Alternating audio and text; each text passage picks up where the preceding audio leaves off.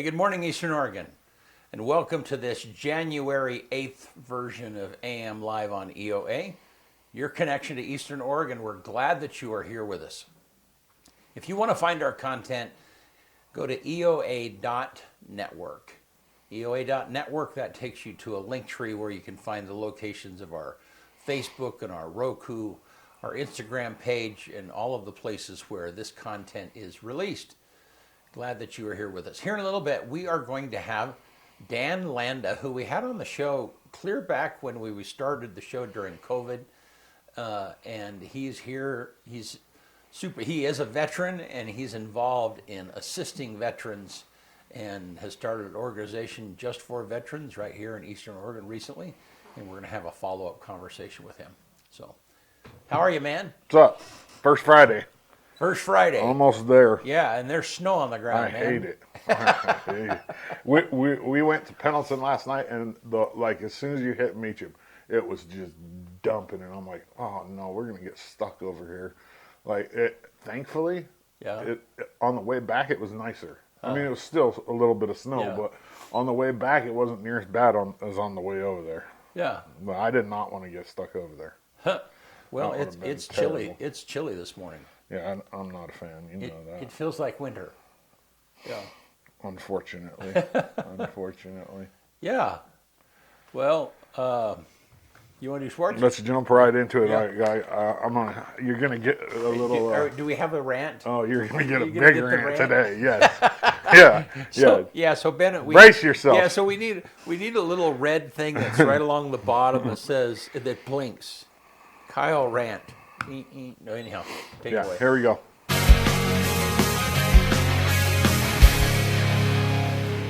And Sports Report brought to you by Hobby Habit. Free battery and charger with your purchase of a BL2S Traxxas truck. The Stampede 4x4 is bigger and stronger than ever with new clipless body, extended chassis, and huge 5.3-inch sledgehammer tires for an aggressive monster truck stance. Stampede's all-new BL2's brushless power system delivers effortless, powerful, all-day fun with an added boost of torque for terrain-shredding burnouts and powerful acceleration. The Stampede 4x4 also comes standard with Traxxas Extreme Heavy Duty Upgrade Kit to become the new standard for strength and durability. Get it at Hobby Habit in La Grande, just for the fun of it. All right, so LHS Wrestling last night, I'm just going to tell you right off the bat, we won, which, I assumed we were going to win. Number 1 versus number 2 in the state. It came down to, I think we won by, I want to say 6 or right around there. The thing is, though, we should have won by a lot more than that, and here's the problem, okay? So we had, I'm not going to name any names, but we had a wrestler a few weeks ago get into a little fight on the mat. He was suspended. Well, so the coaches at La Grande did everything that they were supposed to through OSAA. He had to sit out a tournament last week, and then he had to take a class, like a sportsmanship class, and he was good. They get to Pendleton yesterday. Everybody weighs in. They do the face-off, and a face-off is where the wrestlers walk out who are wrestling each other and shake hands. It's before the match. He goes out, does that. Well, the match is moving along, and at this time, Pendleton was up a little bit, and we get to a couple weights before him, and it's a different kid than what did the face-off. And everybody's like, what's going on? Because you weigh in more guys than the face-off just in case somebody gets hurt or if you want to bump stuff if you're winning. Well, the thing was the Pendleton coach, this weasel, Hancock, and I'm going to call him out straight right to, I would say this to his face.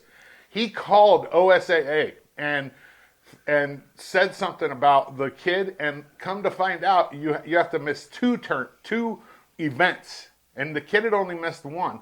So after weigh-ins, he tells the scorekeepers that this kid's not eligible to wrestle. And so LeGrand has to scurry around. They bumped 2 kids up a full weight class and had a non-varsity guy wrestle at the weight class below it, and they still won. My problem with it is that the coach, all he had to have done was just tell Clell when he got there, hey, You know, we called OSAA and they said that this person's not eligible to wrestle today. But he tried to backdoor it and be sneaky about it. And to me, that shows a lot about the integrity of that program and what they're doing over there. And if anybody from Pendleton has a different story than that, I'd love to hear it because I've heard this from numerous people. And when I asked Chloe for a comment, the head coach at LeGrand, he said no comment. And we talked a little bit off the record, but that's neither here or there. He's not going to comment on it, but I will. It was Bush League. You just don't do that. Anyways, rant over. LHS girls hoops dropped a tough one on Tuesday in LeGrand to Vail, 54-35. The girls host Lewiston tonight at 5:30 up at the high school. The LHS boys went to Vail and beat the Vikings 57-41. The boys will be in Central Oregon over the weekend, taking on Crook County tomorrow and Redmond on Saturday.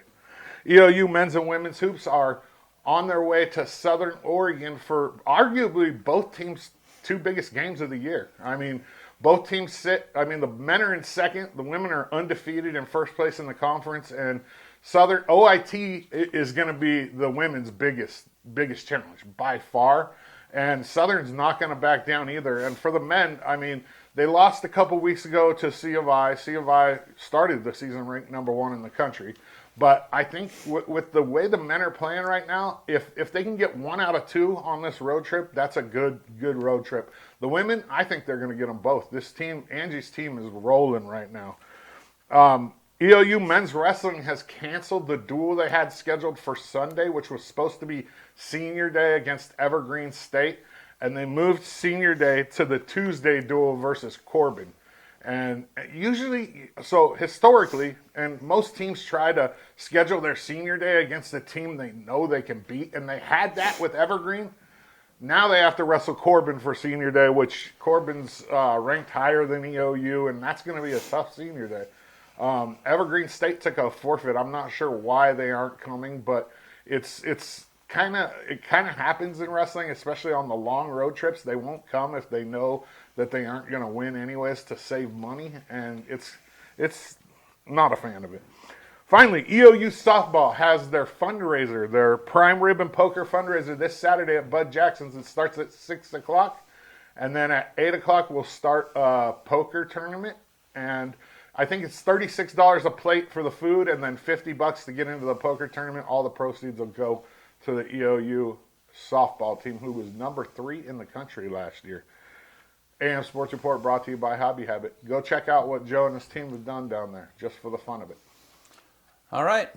Good stuff. Thanks, yeah, what man. do you think about that's BS, huh? Well, yes, it is. Man, it's ridiculous. Unfortunately, you know, I mean, so he did the right thing. In other words, I mean, he did what he was allowed to do. He just should have done it up front.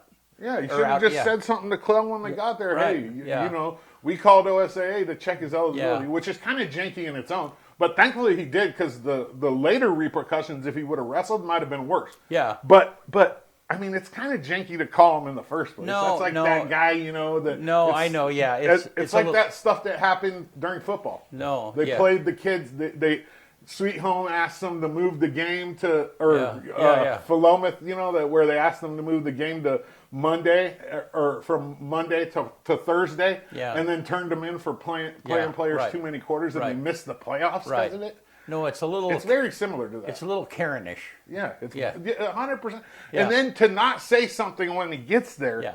That's where I have the problem. So and I know Pendleton's coach. I've had numerous conversations with him. So here's what I find, though, just generally overall, is there's very few people that really have the courage to go to somebody's face and say, hey, I don't feel good about this, and this is what I did. Yeah, or this is what, you know, because in all likelihood how that happened is it you know, they did the face-off, and then somebody came and said, hey, did you know that this happened last year? No. Did it all happen? No, it all happened way before that, during the day. They called OSAA, the coach. Oh, that's called right. OSAA. It was already done. Yeah. They waited until after the face-off to say something.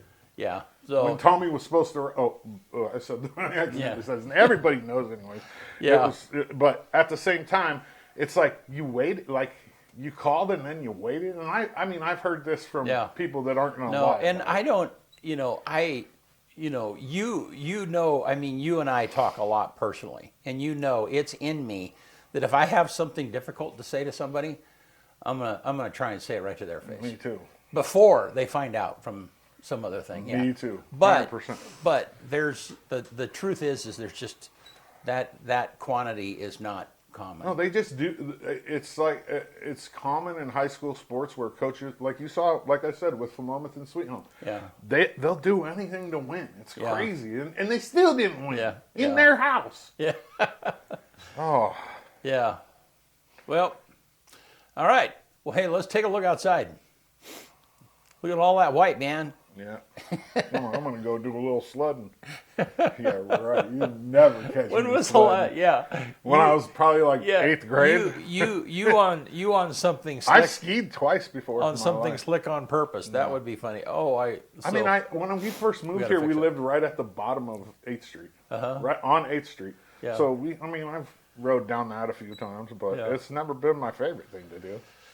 I tell you, sledding was one of my favorite activities as a kid. So I've never been a fan of having to walk up somewhere that takes 15, 20 minutes to walk up and then 1 minute to go down. And that's why I love skiing, because it was like it was. You get a ride. It was momentum downhill with somebody hauling you back up. And that's why I don't like skiing, because you have to sit up in a chair and down there is cold and wet too. I tell you, one of the most fun romantic things ever is like in a chairlift at night skiing. Never done it. Yeah, it's a beautiful thing, especially if you're with the. I have rode in a chairlift though, but so when I got married at Willow Lake.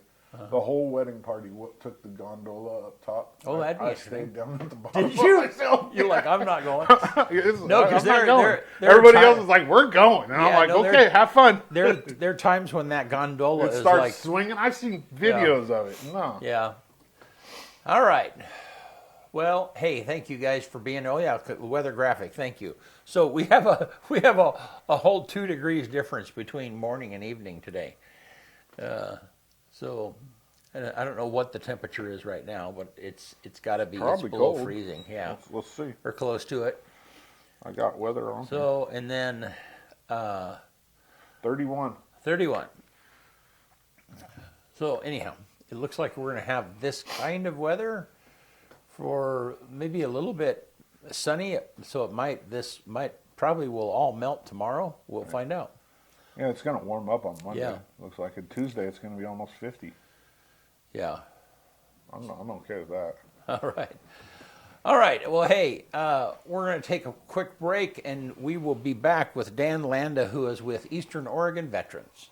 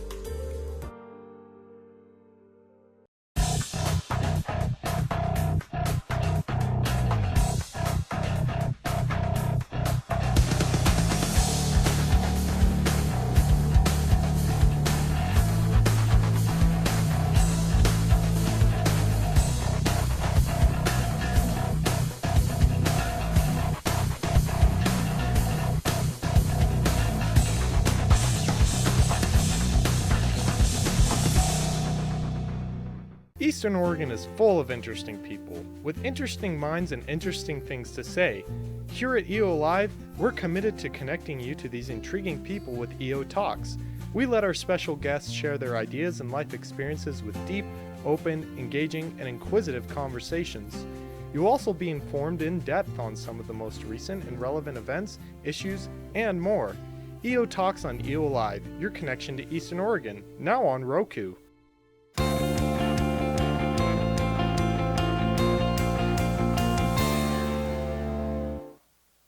All right, we're back with Dan Landa. How are you, man? Good. Thanks for having me. Yeah.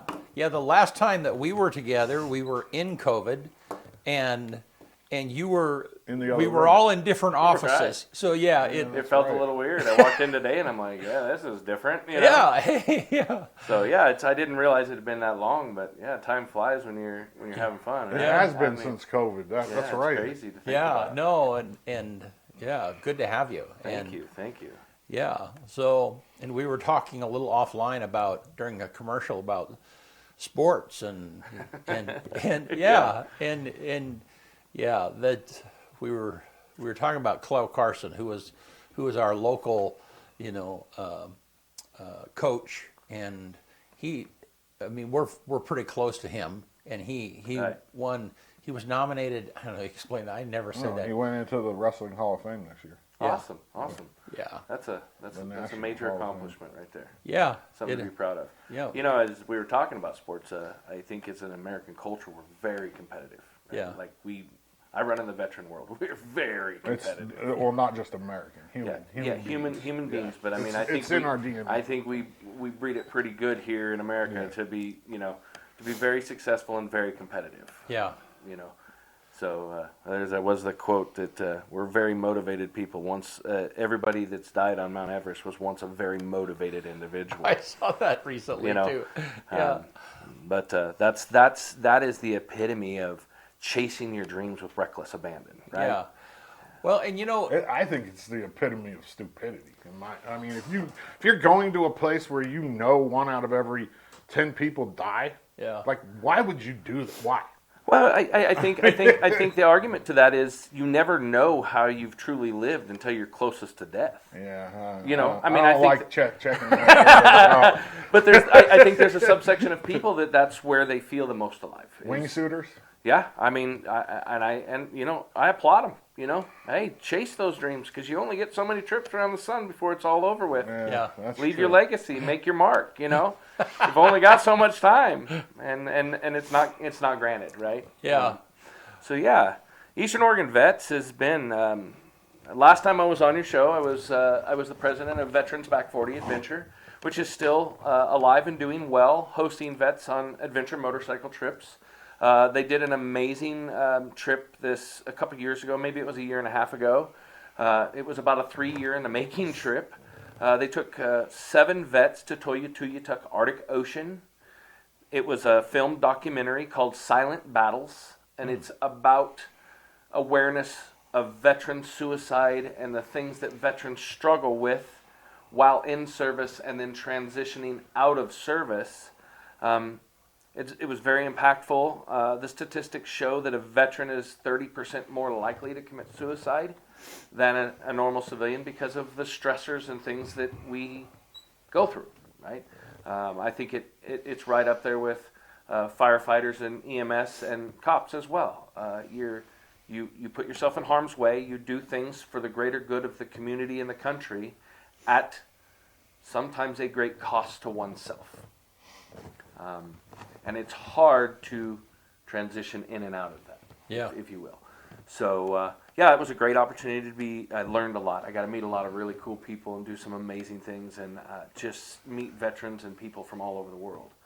After leaving that organization, I kind of got lost for a while. Kind of floundered around in Eastern Oregon here, just trying to find myself again. Because I think when you're all in on some of the stuff, you have a tendency to kind of lose who you are a little bit because the mission means so much. Mm-hmm. With that being said, I started attending a lunch that was going on here in La Grande, and it was 3, 4, 5 vets, 5, 6, 7 vets, and it was a weekly thing we started doing. And a group of us decided that maybe we wanted a little more. Maybe there was something in the sauce. There was something that we could provide or do that would be more impactful and feed us a little bit more. So I'm a co-founder of Eastern Oregon Veterans along with Cody Vela. Cody Vela and I both have extreme personalities on polar opposites.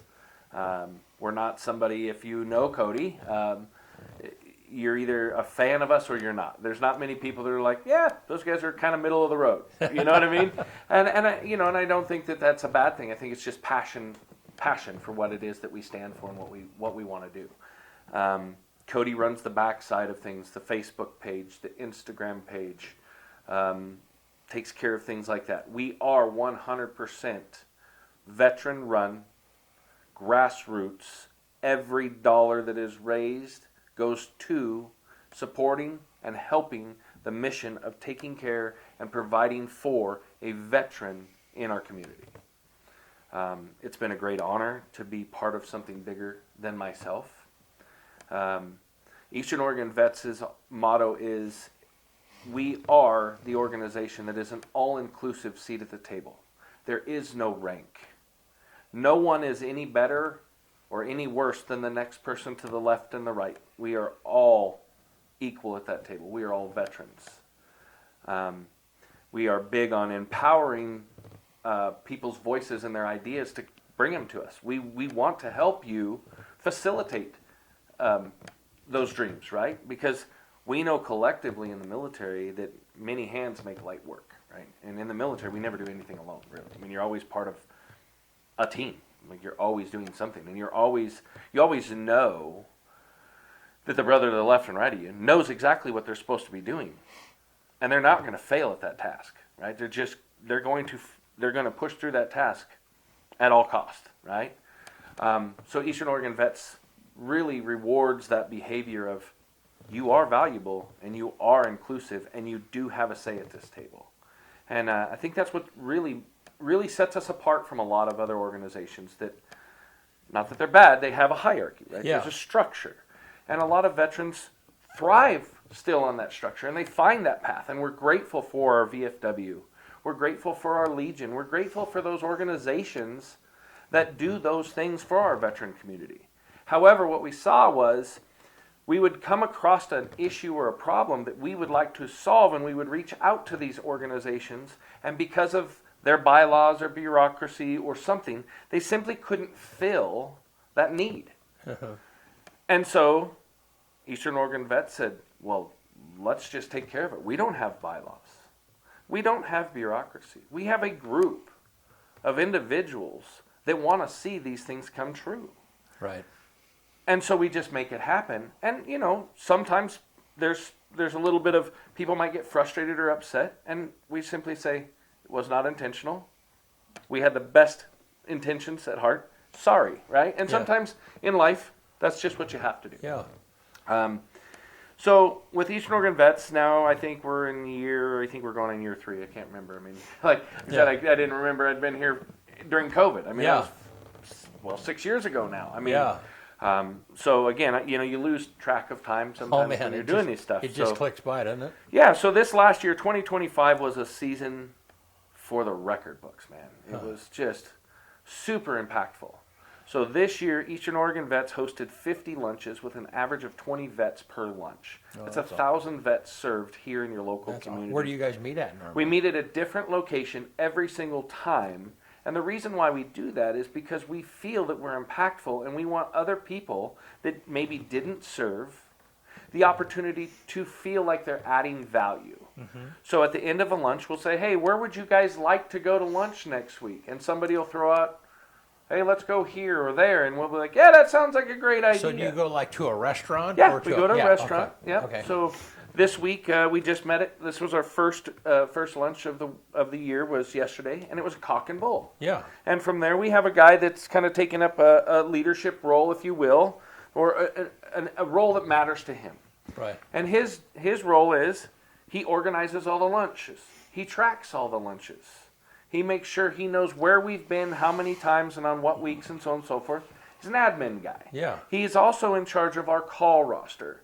And our call roster is simply your name, your branch of service and your number in case someone needs to get a hold of you and doesn't have a way to get a hold of you. Yeah. There's a running call roster. And as we gain new people, we offer them the opportunity. Would you like to be on the call roster? Yeah. And it's just it's something it's a standard operating procedure in the military to have a call roster. Yeah. So we've adopted some of our old practices that we've taken from our military service and implemented them within, because it's just more cohesive. It's something we all understand. And everybody understands. Yeah. Yeah, it's an understanding, right? Like, Yeah. hey, if I need to get a hold of somebody, Yeah. and I'm having a bad day, and I don't remember, I didn't put him in my phone, or I didn't remember, or you're like me, and you're terrible And then at that tech. call, everybody has that call roster. Yeah, everybody Yeah. that wants that call roster or Yeah. wants to be on that roster, it's voluntary, Yeah. is on that roster. Yeah. And it's worked very, very well. Right now, I think there's 96 people on the actual running roster. Well, that's cool. Let's go back just a little bit. Yeah. So tell me a little bit about you, your experience, and where you grew up at, and then I know we probably covered that Yeah, 5 years for sure. ago, but give me a little bit of give the audience a little bit of a foundation of your service, and then how you got into helping veterans like this. All right. Yeah. So starting back, just a little bit of context here. 75% of all veterans come from broken homes. Okay. 10% is lineage, and 15% is, well, I don't know what else I'm going to do. Might as well join the military. Maybe I'll get some college or some experience out of it. Right? Yeah. That is the demographic. Yeah. So starting with that, I grew up in a small rural town in central Washington. Graduated with about 26 people, much like we have here in Eastern Oregon. You know, in Union and Cove and Elgin, small rural areas, farming communities. Big into sports. You know, horses, sports, and religion is kind of like the fundamentals, Right? Just kind of like here in the Grand Ronde Valley, Yeah. you know. So I grew up doing that. I had an opportunity right after high school to go work for a major farming corporation called RDO, Ronnie Offit. It's the biggest potato farm in the United States. And I just took my skill set that I had from coming from a farm to that operation, and met with a very powerful individual who sat across from me at a long 20-foot table and offered me a job. And I came there the next day, and he asked me if I knew where Havana, Illinois was, and I said no. And he said, well, there's a pickup out there. I suggest you buy a map. You have 2 days to get there. And off in the world I went, you know, roughly a week after graduating high school. I did that for a few years. But as you know, farming is not a year-round position, especially not in Minnesota, where Ronnie Offit is based out of, RDO is based out of. And after a couple of years of being gone all summer and working really hard and having immense amounts of money for a young man at that age, and then quickly burning through that money, I realized that was not something that was sustainable for me. And so I opted to look into the military. It started out as a lineage thing. My grandfather served, and I went to the Air Force recruiter to see if I could get in. Well, growing up in a rural town and not being from a real healthy family, you know, with my struggles, right? Good and bad, right? I didn't take school as serious as I thought I should have, right? I wasn't dumb, I just didn't care for school. It was a menial task that I had to get. I was the same way. Yeah. So when I went to the Air Force recruiter, he looked at me and chuckled and said, we have standards here. And so obviously very quickly I realized that they weren't interested. Now I'm paying for my lack of understanding what I didn't understand, right? Yeah. So I went down the, you know, most of the time when you see recruiters, there's all of them there in one row, right? And I knew I didn't want to be on a ship. That wasn't just for me. And you know, Marines ride on the Navy, and the Navy rides on ships. And that wasn't for me. I knew that was just not something for me. And the Navy guys that I've worked with in the past, I call them boats, and they get frustrated with me because there's many different classifications. To me, it's a boat. It's in the water. It's like Dodsey. It's cold. It's slick. I'm not enjoying it. Like, 100%. you know what I mean? And so I joined the Army, and I became a heavy wheel diesel mechanic. It's not something that was on my register. I didn't really want to be a mechanic anymore because that's what I did on the farms. But when you take a young man and you offer him, you know, room and board, you know, all the things, and you say, hey, here's a little stipend if you take one of these mechanic jobs, you know, I mean, they sway it in their way that they have quotas to meet, and so I became a mechanic, and I came down on orders for Germany, and I was overseas in Germany for roughly 3 years. I didn't fill out my full contract. I got hurt, and as things may be, I got put out early, and I think you're going to hear that as you meet veterans. You're going to hear that classic story of when the military is done with you, they are done with you. So let me stop you real quick. Just to pull your microphone, maybe clip it up a little bit higher. You're pulling on that wire a little bit. I'm sorry, go ahead. Yeah, so that is, as we see, government. Yeah. When you see a government auction, you're like, that thing cost $100 million and they're selling it for $1,000. Yeah. When the military's done, it's just an industrial complex that moves on. Right. And I think that transition is fairly difficult for a lot of people. You're going from being part of something that is, if you haven't done it, you won't understand it. Yeah. It's hard to quantify what it is. It's the easiest way to explain it to you is it's a check, payable up to your life if need be, written. At 18 years old, 19 years old, you are writing your will. Right? That's how impactful this is. It's just pure, utter belief in what it is that you're signing on for. Right? There is no do-over button or I want to quit. Now, you're on a contract, right? You've entered into a binding legal contract. Right. And the transition's hard for a lot of vets, and it was for me. It was very, very hard for me. I felt lost, and stumbled around a little bit. Found myself in places I didn't want to be, doing things that I shouldn't or didn't want to, that were against my values. I just was lost. Met my wife. That I've been with we've been together, been married this year will be 25 years, been together 26 years. And started falling into the things that I enjoyed again, motorcycles and things like that. And then she signed me up, backtrack just a little bit. My brother-in-law, her brother, did 18 and a half years in the military, and his transition was too hard, and he gave in to his demons. And sad reality, that is a resounding thing that happens. Like I said to you earlier, veterans are 30% more likely to commit suicide than the average American citizen, right? My wife signed me up for a trip with Veterans Back 40. And from there, I was like, this is it. I found a tribe again. I found a purpose and a belonging again.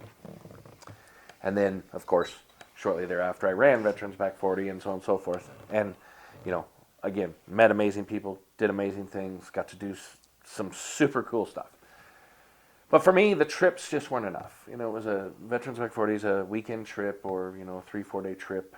And that's it. It's kind of a one and done. It's really hard to continue to build those relationships and foster those relationships because of the legalities or the bylaws of what the organization is founded under. And so I realized that maybe nonprofit wasn't for me. Maybe more of a grassroots openness was for me. And so that's what Eastern Oregon Vets has provided, is that openness to, I tell people all the time, I think nonprofits, very good.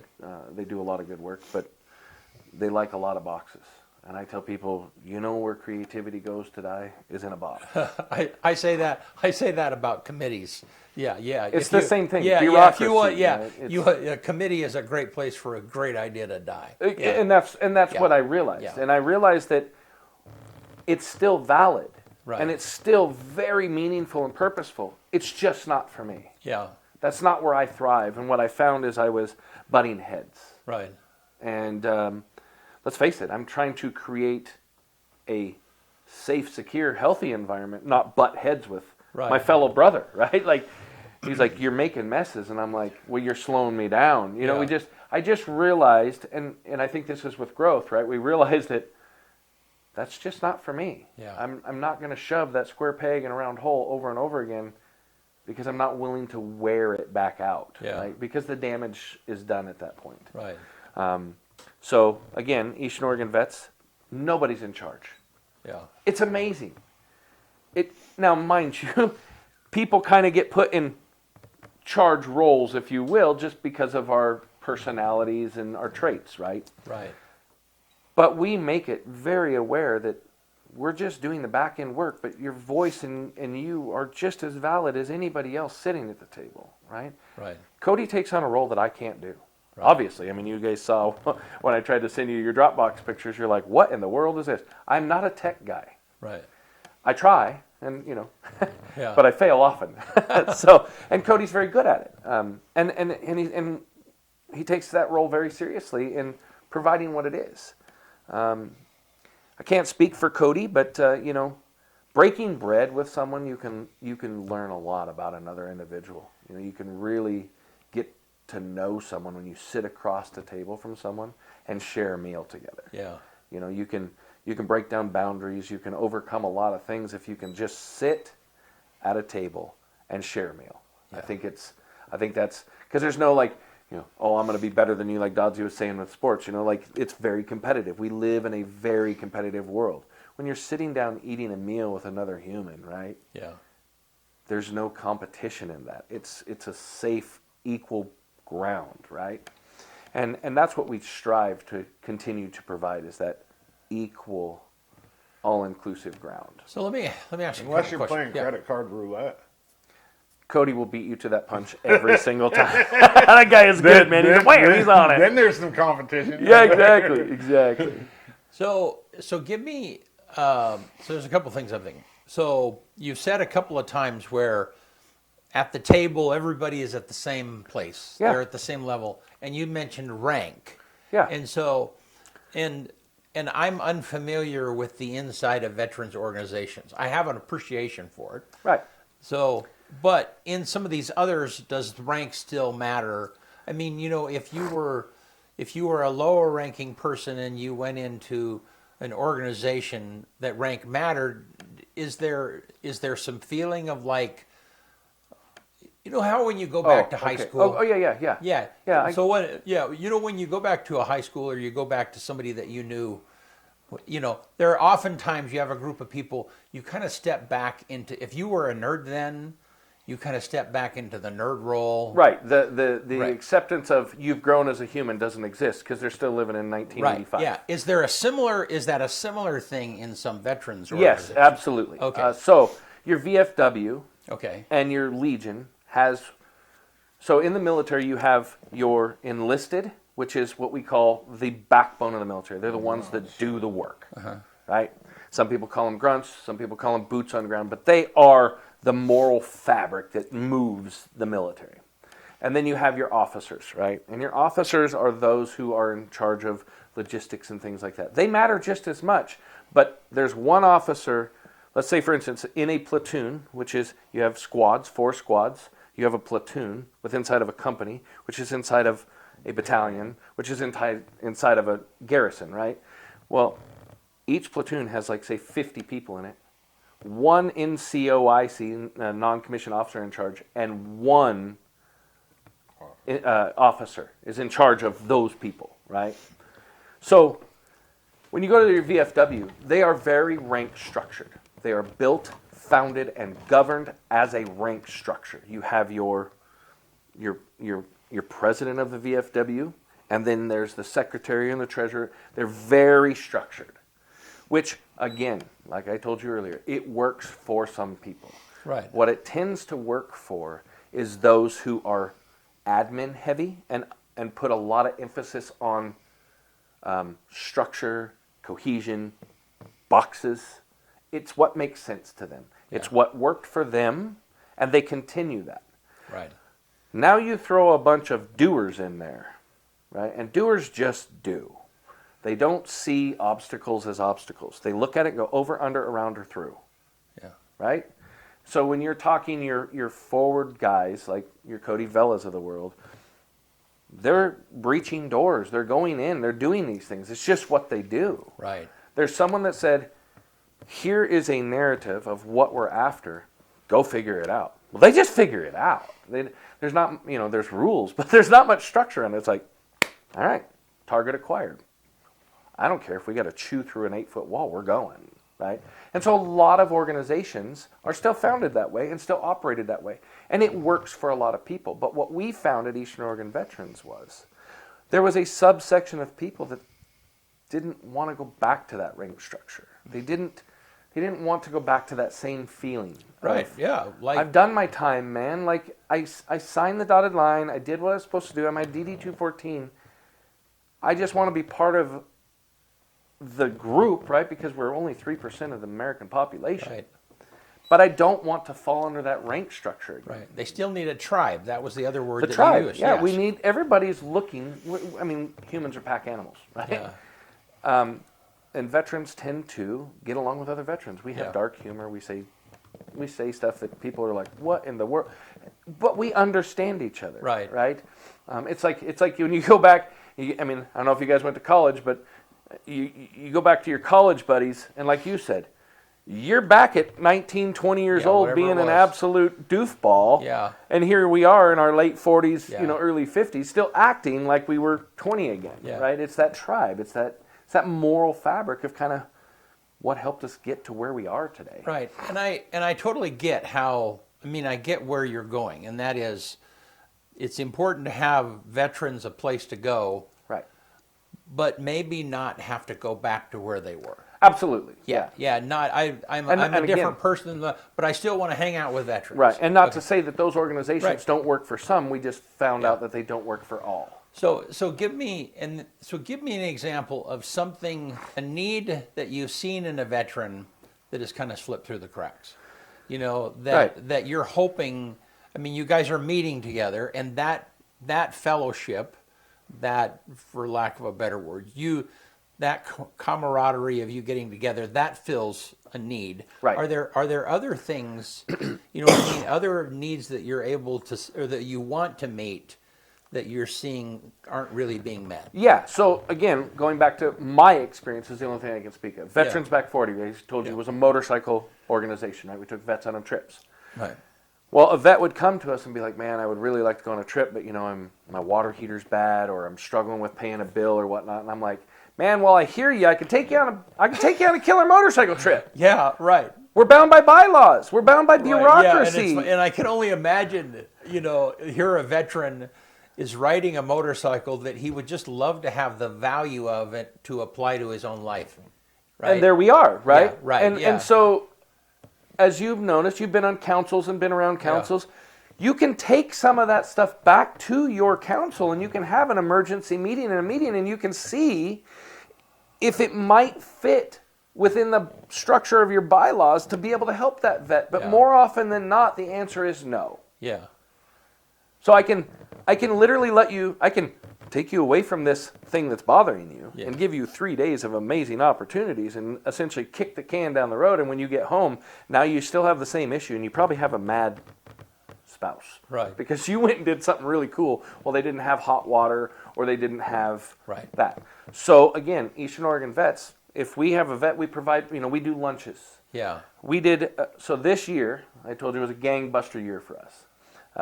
ODF&W and our OSP officers, when they get either roadkill,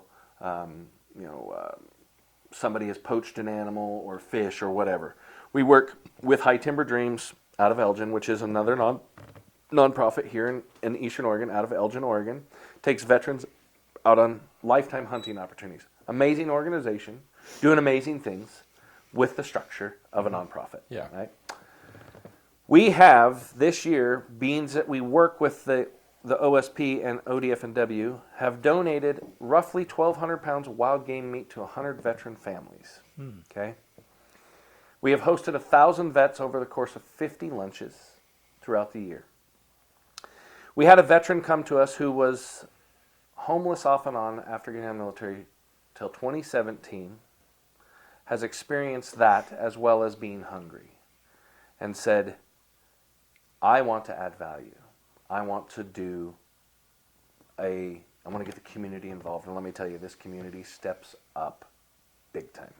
I would put this Union County up against any of the big ones on the west side for what this community does. When we reach out and ask, the flooding of we have got you, comes in droves.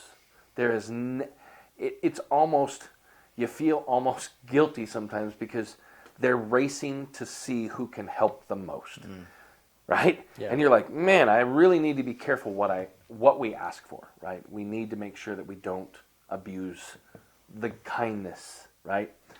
So this veteran came to us and said, I want to do 10 Thanksgiving dinner boxes for 10 veteran families. We reached out, and within 15 minutes, we covered 12. Money, food, whatever, carte blanche, take care of it. Rob Speedy Delivery says, hey, we want to deliver all your meals. Right? So Eastern Oregon Vets is also an all-inclusive where everybody adds value. Right. Our civilian counterparts, because what they bring to the table is immense, right? If you don't know what someone is willing to do or the ability of what they have to do to move the mission, if you don't allow them a seat at your table, Right. right? Rob Speedy Delivery steps up, says, we got you. Yeah. You don't have to move anything. We'll take it all. Amazing, right? Wow. That's super awesome. Moving forward, we get to Christmas. Or right after that success, seeing that vet take that on from an idea to fruition, and seeing this veteran who, for all intents and purposes, is kind of a quiet individual, right? Unassuming. Yeah. You'd never know some of the things unless you really get to know him, right? And I don't think many organizations have allowed this veteran to take on a role like that.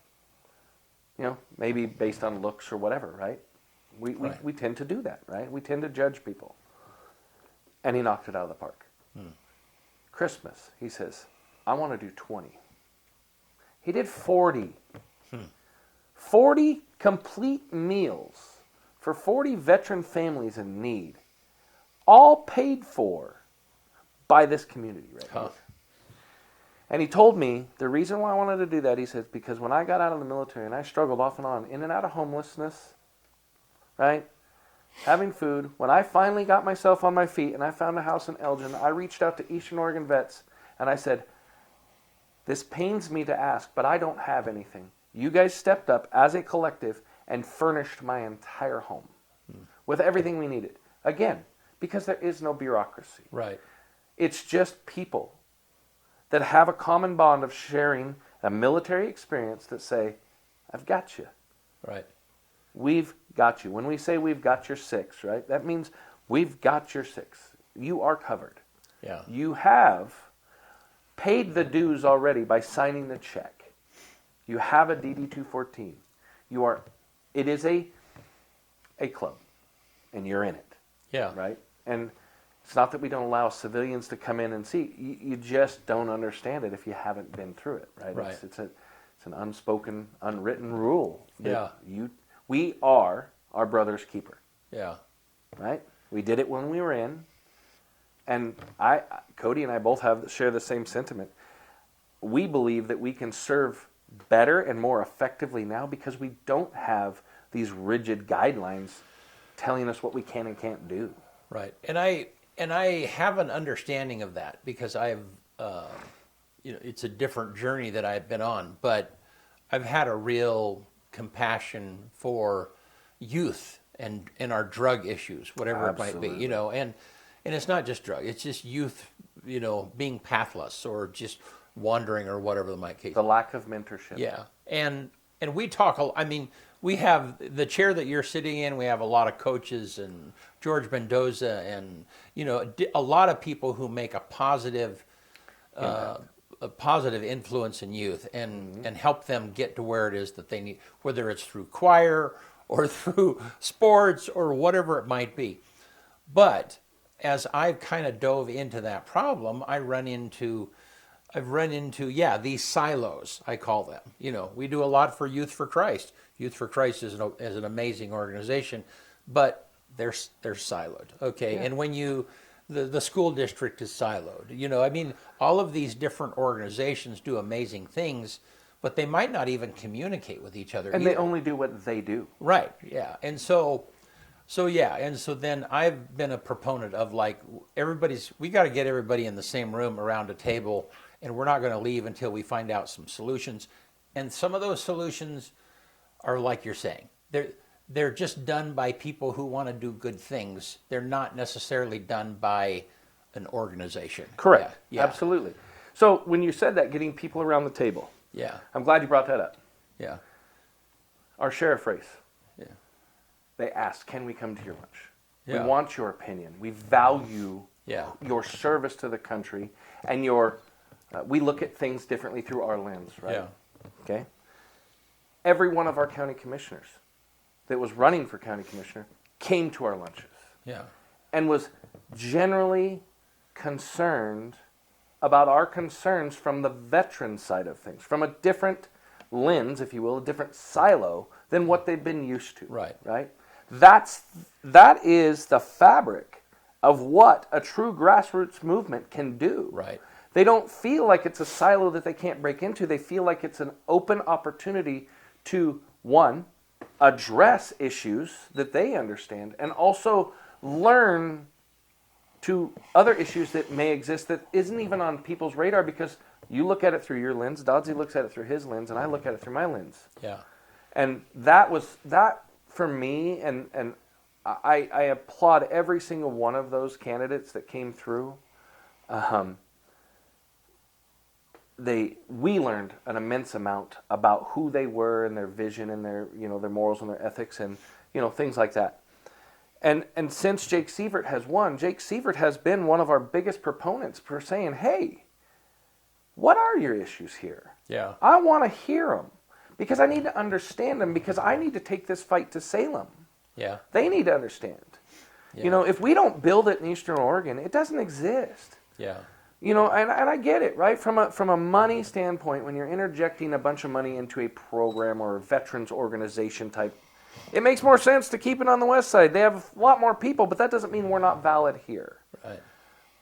Right? We're still valid. We just don't have enough oomph to receive some of the funds and things that they receive on the west side. Yeah. If you're a veteran on the west side, you get on the internet, you got 100 things you could do every week. Yeah. Well, So- I think the primary purpose for being a nonprofit is being able to get money, Correct. and whether that's And through accountability. through grants. And accountability. Well, accountability is To built some in. extent, I Built-in believe accountability, I believe that there's some accountability, but I think all nonprofits start out with a good heart. Well, right? and there's nothing wrong with a nonprofit, but it is. You're right. You have to have. You have to have a structure. You have to have a working structure, within. and You have after to a have while, that structure gets big enough where now it seems like all you're doing is raising money to feed the machine. Well, and frankly, when I give, and have been involved in a number of nonprofits, and they have a purpose. There are parts of what we do that would benefit. We love educating kids. Right. We They're love our having future. we love having students come in as interns and serve for the summer and educating them. Well, it wouldn't be very difficult for us to turn the portion of that business into a nonprofit. We could receive funds to help pay for equipment and so on and so forth. But me not being a nonprofit doesn't keep me from doing whatever needs to be done. That's Absolutely. good. And that's where we are. And that's the point. And that's where we are. We saw where the nonprofits were bound, right. and the things that they could not do. Yeah. And we didn't say you're not valid. We just said we'll fill that gap. Well, and so let's take like Loveland Safe Ride. Yeah. Okay. Loveland Safe Ride has been funded by Kevin and his organizations for years, and they just became a nonprofit because they want to be bigger and they want to be able to receive funds and expand. But the point is that anybody can do good. Absolutely. Anybody. And everyone is doing good in their own way. Right. Yeah. And if structure and nonprofit type works for you and your morals and your ethics and what you want to achieve, again, we're not saying it is not valid and we're taking anything away. We're saying that we studied, we saw, and we're plugging those gaps. Yeah. But you still have to use some nonprofits. Oh, we partner with with nonprofits. The state nonstop. police wouldn't give you that meat Exactly, unless you with had a nonprofit. high timber That's dreams. the law, right? And so, actually. it is the law, and that's why we work together. We're all trying to move the needle in the right direction. And by being this kind of this conduit of saying, hey, we're kind of this gel in between all of you guys. So when a veteran calls, we get veteran calls all the time. Hey man, I got this problem, deal with this. Thank you. That's not what we do. Here is who you need to talk to. Yeah. This is their field of expertise. Yeah. And those organizations are like, wow, we would have never known had it not been for these little conduits that exist, right? Like Right. you said, these silos, while they're doing great work and purposeful and meaningful, sometimes they don't talk. Right, and that's what I've seen in the lives of youth. Oh, 100%. So if you have a kid, let's say he's going to Youth for Christ, and he's found a place, but all of a sudden he just stops coming. Well, that's probably not good. That probably means that he's wandering out there. I mean, you hope that he's found someplace else, but you know, I want, and I don't know whether this happens or not, but you want to be able to call somebody and say like, hey, this kid hasn't been coming. Is he showing up over there? Or is he showing up over conduits, right? Right, yeah. And so you're and then, you know, I mean, there are a couple of times in my life when I've been in this situation. It's like, I don't know where this person is, but I need to go find them. And I need to look in their face and know that they're okay. Yeah. For sure. Yeah. Sure. But that only happens if there's some collective or communication. A conduit. There has to be a conduit. Yeah. There has to be a pathway. Right. Where I come to you and you come to me and I say, I value what it is that you bring to the table, and I'm not trying to take anything away from you. Yeah. I am trying to add value where you can't, Yeah. and you add value where I can't, right? And let's face it, we were talking about this earlier, right? We are, by nature, very, very competitive. And the narrative sometimes is spread that we live in a world of scarcity, which is an absolute farce. We don't live in a world... Just because I gain a rung on a ladder does not mean you have to take one step down on your ladder. We're on different ladders. Like, we should all try to do what it is within ourselves to make this world a better place. Well, and you said earlier that Eastern Oregon is incredibly generous. Oh, that so there's nothing that there's no Union need. County, Right, Union County. And what's funny is that they just have to be asked in the right way. They just have to see the need. There is so much. I mean, because of our political chargedness, and you know, we don't want to enable somebody to stay where they are or whatever it might be. You still have, you know, if you're driving. I use this illustration all the time. If you're driving on the road and somebody has a broke down car or they need something and you can help, you're going to stop, and you don't care who they are. You don't care what their situation is. Humanity first. Yeah, right. And so, and Union County is that way at the very core of who it is. Absolutely. That they are. Well, and I think that the real difference is what we foster at Eastern Oregon Vets is we don't want your money. Yeah. We want all of you. Yeah. We want you at an inclusive seat at the table because you bring value. Yeah. We don't want you to feel like you're a commodity, right? And I think that's kind of the narrative that's been spread with, you know, look at these people making money on the internet, right? They're selling their time and their image they're commoditizing it, right? They're making money, and not everything is about money. Yeah. Yes, we have to have it to function and do the things we want to do, but let's take care of people. Let's understand that all people are intrinsically amazing and have the ability to do a lot of things if and only if we give them the safe, secure place to do that. Yeah. Good. And that's what's really helped us. You know, and at the end of the year, like this year, we literally posted every dollar we made, how many vets we served, what we spent on every single line item. That's awesome. We adopted every single veteran at the nursing homes here in Union County and Baker County. Yeah. We spent exactly $434 and some change on just the veterans at our assisted livings here. Huh. I can give you breakdown for breakdown of every dollar we spent and exactly where it went. Yeah. Because we feel that you are all entrusting to us because we are a grassroots organization. Like Dotsie said, there's that intuition that if I'm giving to a nonprofit, there's something to it. Like tangible that I can understand, right? There's framework. And what I want to say to everybody that believes that, yes, there is belief in that, and there is some structure and validity to that. But look at our current political system. We cannot question some people about where. I know what you make. It's public knowledge what you make. Right. How are you a multimillionaire? Yeah, no, it's kind of funny. I was thinking, and we got to quit here, but I was thinking about how sometimes, all of that information is gettable from a nonprofit, but very seldom is it ever gotten. Yeah. And that's why we want to be completely and utterly transparent. Yeah. So, hey, then how can people get a hold of you? So we have a Facebook page. We have an Instagram page. We have business cards. Yeah. We are 100% open 24 hours a day. You call that number or you message that, somebody will get back to you. So why, I looked at the Facebook page, why do you have it locked down? So there's a Facebook page. Yeah. And then there's the Facebook group. The Facebook page is... What's the Facebook page called? I couldn't find it. I'll have to have Cody get you that information. Okay, Again, I'm not a tech guy. Yeah. The reason why there's an actual lockdown group is because that is a vetted group of private page for veterans to ask specific questions within the veteran community. Okay.